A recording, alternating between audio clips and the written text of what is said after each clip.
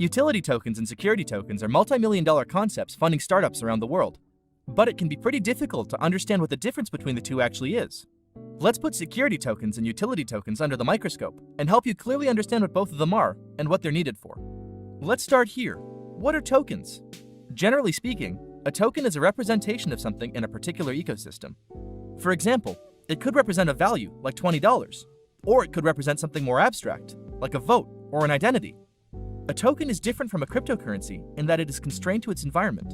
Ether can be used to interact with many different contracts and projects, but a token like Omisigo or Golem are specifically meant to be used within their project's ecosystem. So that's tokens. But what about utility and security tokens? A utility token is something that provides a user with a product or a service. Think of them like a gateway. They often allow users access to a network, or to have their voices heard on a network through voting. Now, this might sound like a broad definition, and you're right, it is. Most tokens will say that they're a utility token, but that is often not the case because of how they're being sold by the token's developers. So even though the definition of a utility token is so broad, a true utility token is actually quite rare. Being a utility token allows you to escape some government regulation and taxes, so it's understandable why many developers seek to use that name, even when it isn't true. Many tokens that say they're utility tokens are actually security tokens. Let's talk about why.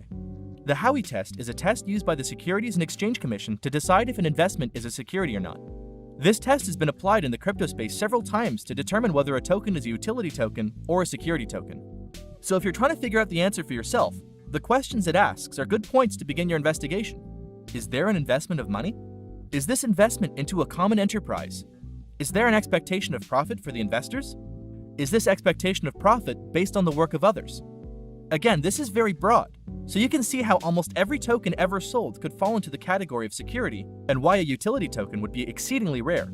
Almost every token sale or ICO ever fits the bill here. Are people investing money into the token? Absolutely. Is this money going towards one business or enterprise?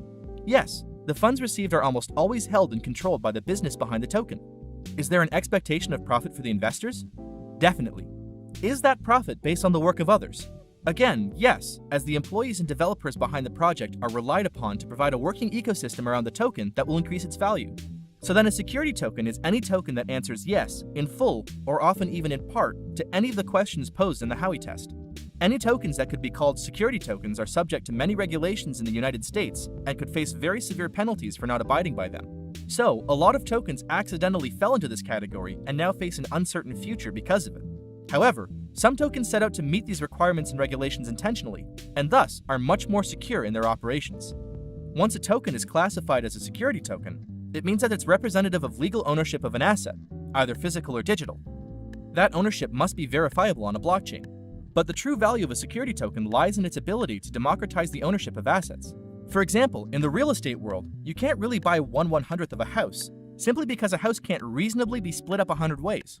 But with a security token, one could generate 100 tokens that represent stake in a home.